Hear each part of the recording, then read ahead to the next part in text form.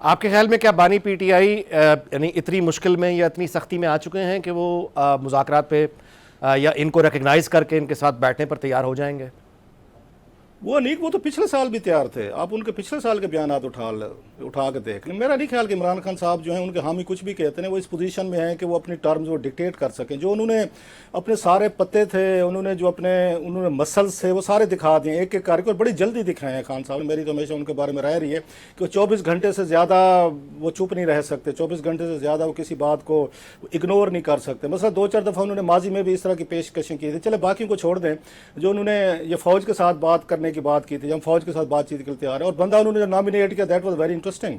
انہوں نے ان کو، آپ کو یاد ہوگا اگین جو محمود خان اچکزئی صاحب ہیں، ان کو انہوں نے نامینیٹ کیا، جو ریڈ فلیگ ہیں، مطلب ریڈ ریگ کہیں، ریڈ فلیگ کہیں ان کے لیے آرمی کے نزدیک، تو ان کو انہوں نے نامینیٹ کیا. تو اس وقت ہی پتہ چل گیا تھا کہ خان صاحب جو ہیں وہ مذاکرات میں سیریس نہیں ہے. اس کی وجہ یہ تھی کہ آپ کو یاد ہو کہ جب سپریم کورٹ میں ان کی پیشی ہوئی تھی وہاں ویڈیو لنک پہ، تو اس وقت ان سے کہا گیا تھا، ایک دو ججز صاحبان نے کہا تھا کہ آپ جو ہے خان صاحب ہم تو آپ کو دیکھ رہے ہیں، بات چیت کیوں نہیں کرتے؟ تو انہوں نے کہا جناب سپریم کورٹ کے کندھوں پر بندوق رکھ کے ہم چلیں فوج کو دعوت دے دیتے ہیں جی، ہم سے بات چیت کریں. اور انہوں نے دعوت کے لیے انہوں نے نامینیٹ کس کو کیا؟ محمود خان اچکزئی صاحب کو کیا، جن کی مطلب آپس میں ریولریز چلیں کہہ لیں، نون ہے فوج اور ان کی محمود خان اچکزئی صاحب کی. سو اس سے بھی آپ کو ایک نان سیریس ایک ان کا ایٹیچیوڈ لگا تھا. پھر اس کے بعد خان صاحب نے دنیا جہاں کی انہوں نے مطلب چاند ماڑی کر کے دیکھی کہ بیرون ملک آرٹیکل چھاپ رہے ہیں، مضمون چھاپ رہے ہیں، ٹی وی انٹرویوز ہو رہے ہیں. پھر وہاں پہ آپ نے عدالتوں میں سنا ہوگا وہ تھریٹس دے رہے ہیں، دھمکیاں دے رہے ہیں، نہیں چھوڑیں گے، قبر تک پیچھا کریں گے. پھر یہ بشرا بیگم صاحبہ تھیں، انہوں نے بڑی آپ کو یاد ہو سخت باتیں کی. ان کو کرنے کرانے کے بعد اب خان صاحب کہتے ہیں ہم آپ سے بات چیت کرنا چاہتے ہیں.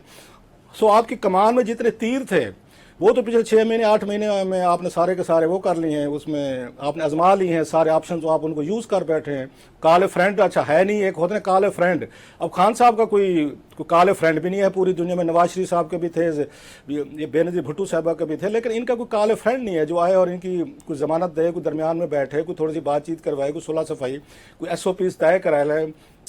سو خان صاحب کا جو سب سے بڑا ڈس ایڈوانٹیج ہے ان ٹاکس میں سمجھتا ہوں کہ ان کا کوئی گرنٹر نہیں ہے، کوئی ان کی گارنٹی دینے کو تیار ہے، نہ پاکستان کے اندر کو دینے کو تیار ہے، نہ پاکستان سے باہر دینے کو تیار ہے. اگرچہ ان کے حامی تو یہی کریں گے نا، آپ کے دیکھ لیں گے خان کو ضرورت نہیں ہے، خان تو پوری دنیا کے ساتھ اس نے سٹینڈ لیا، اس کو ضرورت نہیں ہے. یہ تو ان کو ضرورت تھی، آصف علی زرداری صاحب کو، بے نظیر کو، یا پھر یہ ہوگا نواز شریف صاحب کو ضرورت ہے، امریکنز کی تھی، سعودیز کی، یا کسی خان کو ضرورت نہیں ہے.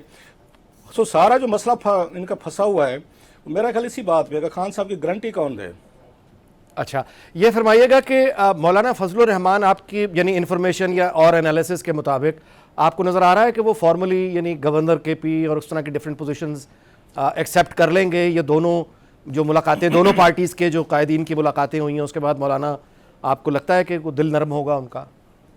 بالکل ہوگا سر. یہ مولانا صاحب سے زیادہ بہتر پاور پالیٹکس میرا نہیں خیال پاکستان میں کوئی جانتا ہوگا.